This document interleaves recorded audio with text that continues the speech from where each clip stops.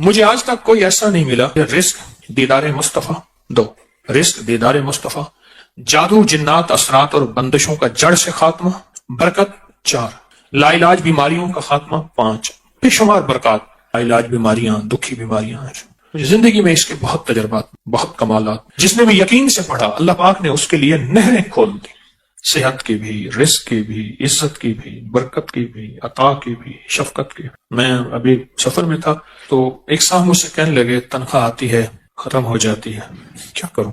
میں نے کہا 129 دن مجھے دے دے اور دے اللہ کے لیے، میں جیسے کہوں ویسے کر۔ 129 ٹافیاں لے لے، ہر ٹافی پہ صبح شام ایک بار سورۃ کوثر پڑھ، ہر ٹافی پہ صبح شام ایک بار سورۃ کوثر پڑھ، بس ہر ٹافی پہ 129 ٹافیاں بھی ختم ہو جائیں گی، 129 کا عدد بھی پورا ہو جائے گا، ان کو کھانا نہیں ہے۔ 129 دن کے بعد ان ٹافیوں کو تقسیم کر دے بچوں میں، اول آخر ہر دفعہ 3 بار درود پاک اور ہر بار بسم اللہ الرحمن الرحیم ساتھ پڑھ۔ 129 دن مجھے دے ایسے کہ جس میں یقین ہو، دھیان ہو، توجہ ہو، یکسوئی ہو، دے ایسے، اور پھر دیکھ قدرت کے نظارے۔ مجھے ایک صاحب کہنے لگے میں نے یہ 129 دفعہ کا صبح شام کا عمل 129 دن کیا، کہا کہ ابھی 129 دن میں 2 دن باقی تھے، میں نے تاریخ لکھ کے رکھی تھی، ابھی 2 دن باقی تھے 129 دن میں، تو میں نے خواب دیکھا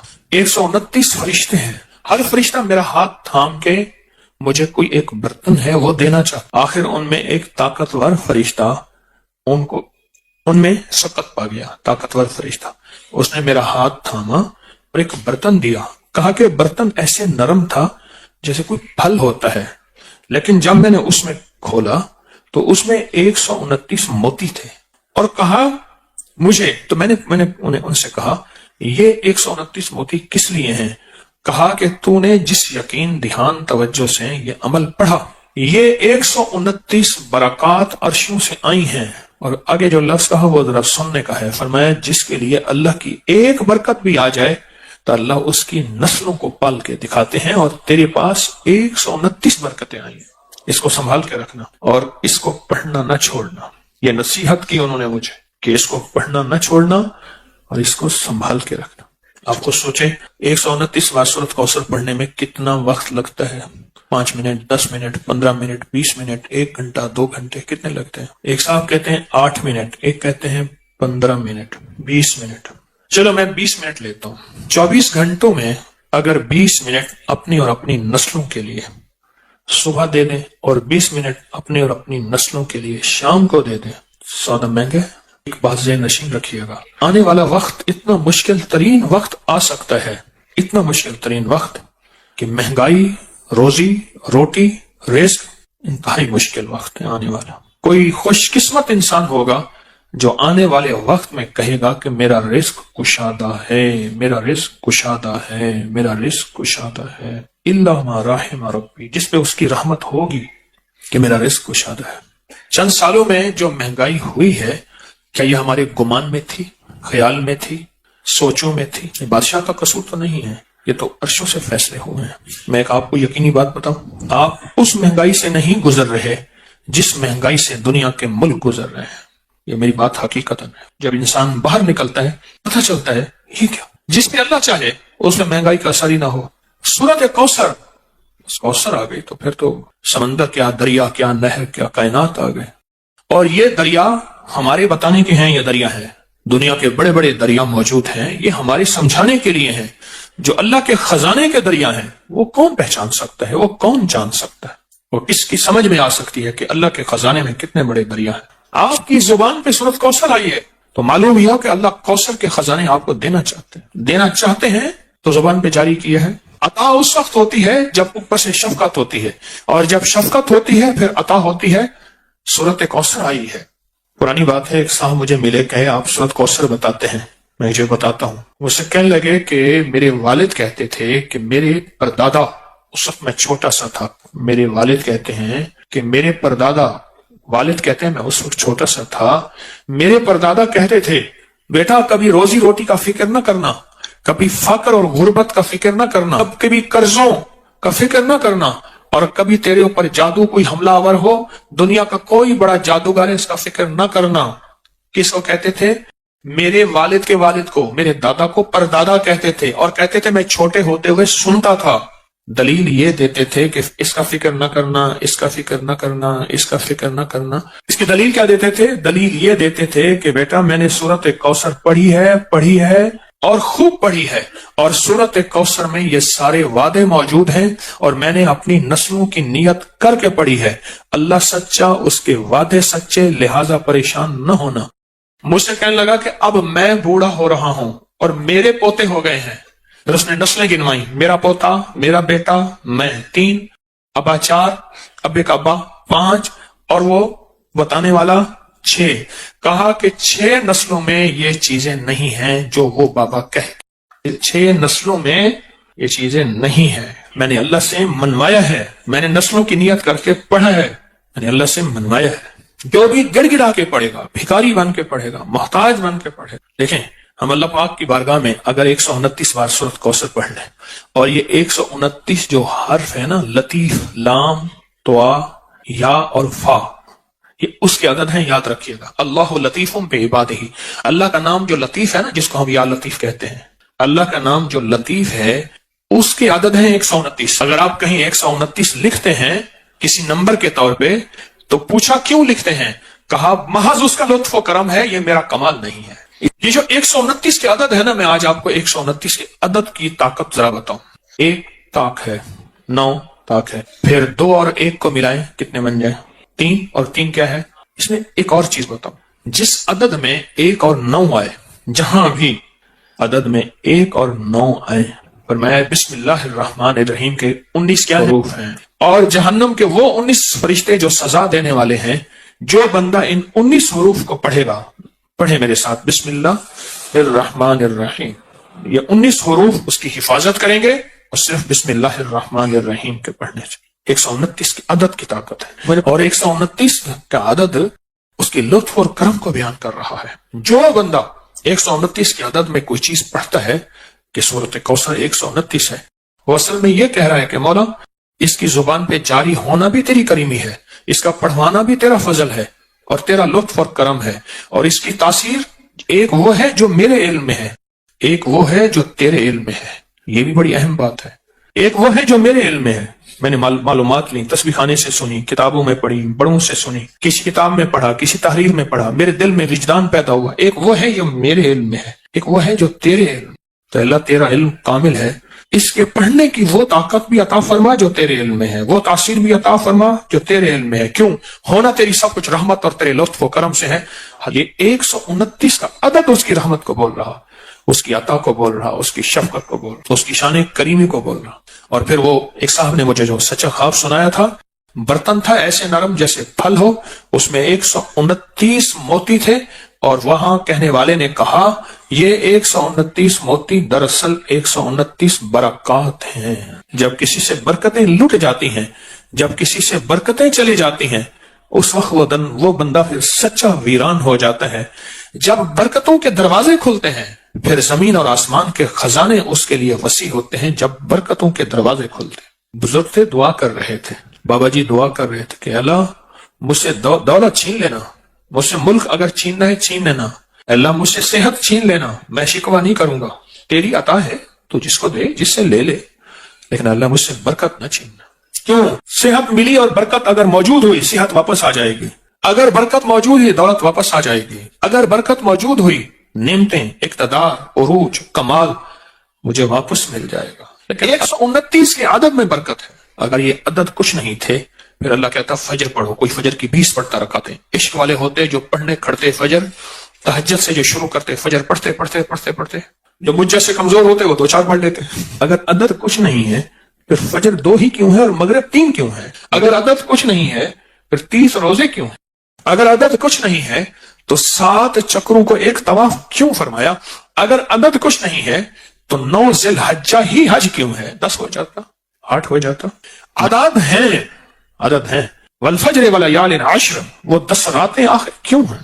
ذی الحجہ کی 10 راتیں جن کی اللہ نے قسم کھائی ہے وہ کیوں ہیں؟ اور اگر عدد کچھ نہیں تو آخری عشرہ کیوں ہے؟ پھر آخری عشرہ رمضان کا، پھر اس میں طاق راتوں کا فرمایا 21، 23، 25، 27، 29 क्यों फरमाया? बाज़ औक़ात हमारी नावाकफियत कि हम कहते हैं ये अदद कहां से आ गए? ये कायनात अदद के साथ अल्लाह ने जोड़ के रखी है। अगर अदद कुछ नहीं है तो अल्लाह को पाक क्यों पसंद है? राज है, राज है, राज राज है। और राज को राज में रहने दें।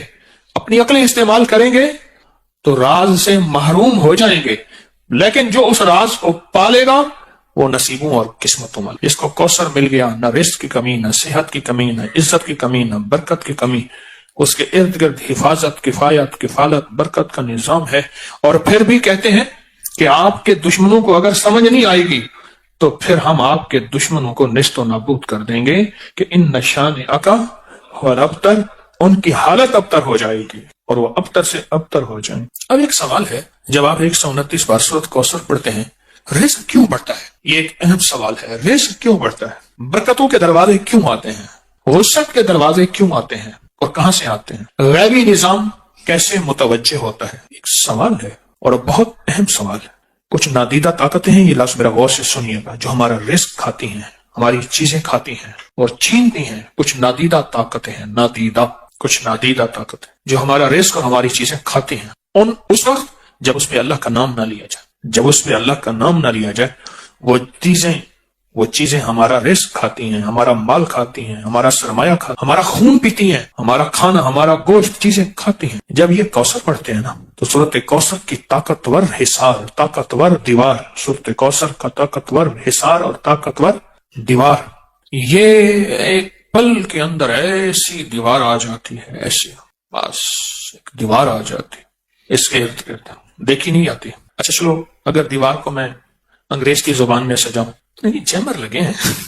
मोबाइल की कॉल जो है, सिग्नल नहीं आ रहे, जैमर लगे हैं। और जैमर की दीवार दिखाओ कहां है, दिखाओ तो। मुझे एक साहब कहने लगे मेरी आवाज कट जाए तो मैं जेल के साथ हूं, मेरा घर जेल के साथ है, यहां जैमर लगे हुए हैं, तो फिर करूंगा। उसने पहले बताया।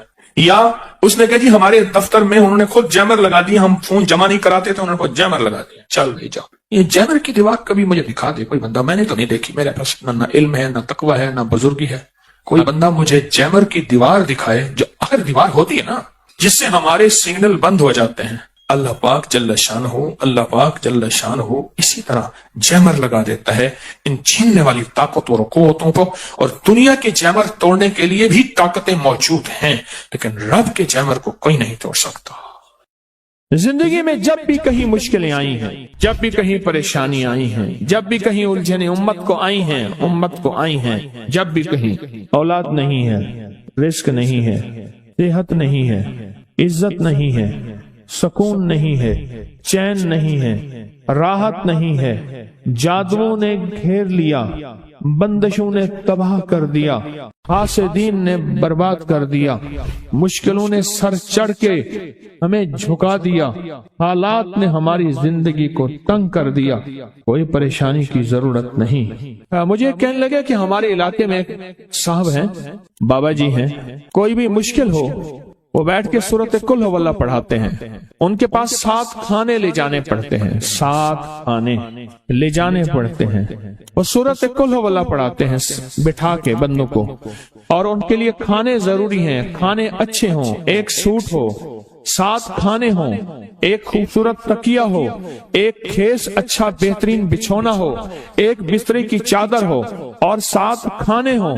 फरमाया वो देते हैं, लेते हैं, सूरत कुल हुवल्लाह पढ़ाते हैं, फिर बैठ के दुआ करते हैं, बहुत देर तक दुआ करते हैं। लोगों की मुश्किलें हल हो जाती हैं, लोगों की परेशानियां दूर हो जाती हैं। मैंने कहा किसी तरह बाबा जी से पता चलेगा वो दुआ क्या मांगते हैं। क्या लगा वो दुआ किसी को नहीं बताते, बस कहते हैं आओ मेरे साथ बैठ के सूरत कुल हुवल्लाह पढ़ो, अव्वल आखिर दरूद पाक पढ़ो और सूरत कुल हुवल्लाह पढ़ो।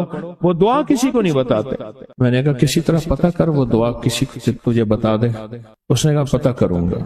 कुछ अरसे के बाद बंदा मुझे मिला, आते ही एक कागज दिया और कागज दे के मुझे कहने लगा आपको याद है आपने मेरी एक जिम्मेदारी लगाई थी, और वो जिम्मेदारी ये लगाई थी कि एक हमारे यहाँ बाबा जी हैं, उनके पास कोई दुनिया की मुश्किल, परेशानी, उलझने, नाकामियां, हालात, मसाइल, बेऔलादी, जादू, जिन्नात, असरात, बंदिशें, कोई भी है, वो मसले हल होते हैं। लेकिन उनकी शर्तें ये हैं, खूबसूरत तकिया लेते हैं, बेहतरीन सूट लेते हैं, बिस्तरे की चादर लेते हैं, एक खेस यानी पूरा बिस्तर लेते हैं, और कहा अगर सर्दियां तो एक खूबसूरत रजाई भी लेते हैं, और 7 रंग के खाने लेते हैं, इतर की खुशबू लेते हैं, ये लेते हैं, ये लेते हैं। वो फिर आप छोड़ के आ जाए, वो उनके होते हैं, बस आपको वो दुआ दे देते हैं और बिठा के सूरत कुल वल्लाह पढ़ते हैं। मैंने कहा किस तरह पता करके ये अमल क्या है, पता कर ये अमल क्या है। उसने आया ना तो उसने मुझे खत दिया, और खत देते ही उसने कहा कि मैंने पता किया है इस अमल का। किसी तरह से उनके घर की एक खातून हमारी खवातीन से निस्बत थी, उन्होंने बताया है वो सारी सूरत कुल वल्लाह वो हुजूर के घराने को उस बारगाह में पेश करते हैं, उन हस्तियों को पेश करते हैं, उन हस्तियों को पेश करने के बाद फिर उनके वसीले से दुआ करते हैं और कहते हैं आप भी हमारे लिए दुआ फरमाएं। ये कहना शिरक नहीं है, ख्याल करना। मैं उम्मत को शिरक पे नहीं लगा रहा, बिदअत पे नहीं लगा रहा। मेरे साथ हर अमल के बड़े बड़े हवाले हैं, मेरे साथ हर अमल की बड़ी बड़ी ताकतवर लिंक्स और रेफरेंस हैं। मैं नहीं लगा रहा, मैं एक वादा करता हूं और एक दावा करता हूं, लेकिन वो दावा नहीं है ना वादा है। कोई आके ये ना कहे कि जालिम सारी उम्र खुरपी शिरक और बिदअत में लगा और हमें भी शिरक और बिदअत में लगाया और मेरी कब्र पे कोई पाँव ना मारे। हाँ, ये जरूर आके कोई कहे अल्लाह इसकी कब्र पे तरस खा और रहम फरमा, सारी उम्र तेरे और तेरे हबीब की सच्ची राहें दिखाता रहा और मोहम्मद आले मोहम्मद की सच्ची राहें दिखाता रहा। ये वो शख्स है, अल्लाह इस पे तरस खा, अल्लाह इसको माफ कर दे। बड़ा जबरदस्त अमल। मुझे आके जब कागज दिया ना, कागज में दिया तो उन्होंने कहा कि खवातीन के जरिए हमें जो पता चला, और वो पता ये चला कि मौसूफ हजूर के घराने को ये सारी सूरत इखलास, सारी सूरत कुल हुवल्लाह, ये दरूद, ये अमल हदिया करते हैं और हजूर के घराने को हदिया करके फिर हमारी मुश्किल की दुआ करते हैं और बहुत गिड़गिड़ा के दुआ करते हैं और फिर उनको हदिया दे के अर्ज करते हैं आप भी हमारे लिए दुआ फरमाएं, और बहुत देर तक फिर आमीन कहते हैं, आमीन। और इस तसव्वुर के साथ, ये तसव्वुर जरा गौर से सुनिएगा तवज्जो से, इस तसव्वुर के साथ कि वो हस्तियां मेरे लिए दुआ कर रही और मैं आमीन कह रहा और अल्लाह की बारगाह में उनकी दुआएं कबूल हो रही और अल्लाह की अर्शों पे दुआएं पहुंच गईं और जिब्रील लेकर चले गए, अल्लाह के हुजूर दुआ रखी गई और अल्लाह ने अपनी ताकत और कुदरत की मोहर कबूलियत की लगा दी। का ये अमल है। उनको हदिया करते हैं, मैं फिर दोहरा रहा हूं, गौर से सुनिएगा। उनको हदिया करते हैं, उनको हदिया करके उनके वसीले से दुआ करते हैं, फिर उनको दुआओं का अर्ज करते हैं आप भी दुआ फरमाएं, आप भी दुआ फरमाएं, और उनको दुआओं का अर्ज करते हैं और फिर उनसे दुआएं लेते हैं और बहुत देर तक आमीन इस नियत से कहते हैं कि वो दुआ फरमा रहे हैं और हम उनकी दुआओं पे आमीन कह रहे हैं। ये हमारे अकाबिर का अमल है, ये हमारे बड़ों का अमल है, ये हमारी बड़ी बड़ी हस्तियों के अमल हैं। मैं इसलिए कह रहा हूं, मेरी कोशिश होगी कभी आपको शिर्क और बिदअत पे ना लगाऊं। मैं इसलिए कह रहा हूं, मेरी कोशिश होगी उम्मत को वो खैर के अमल बताऊं जो उम्मन लोग छुपा के चले जाते हैं, जो उम्मन लोग अपने तक रखते हैं। मेरी कोशिश होगी, मैंने आज तक हजूर के घराने को हदिया पेश किया हो, मैंने आज तक हजूर के घराने को तोहफा पेश किया हो, मैंने आज तक हजूर के घराने को नजराना पेश किया हो और हजूर के घराने की तरफ से मुझे खाली हाथ लौटाया गया हो। मुमकिन ही नहीं, मुमकिन ही नहीं कि खाली हाथ लौटाया गया।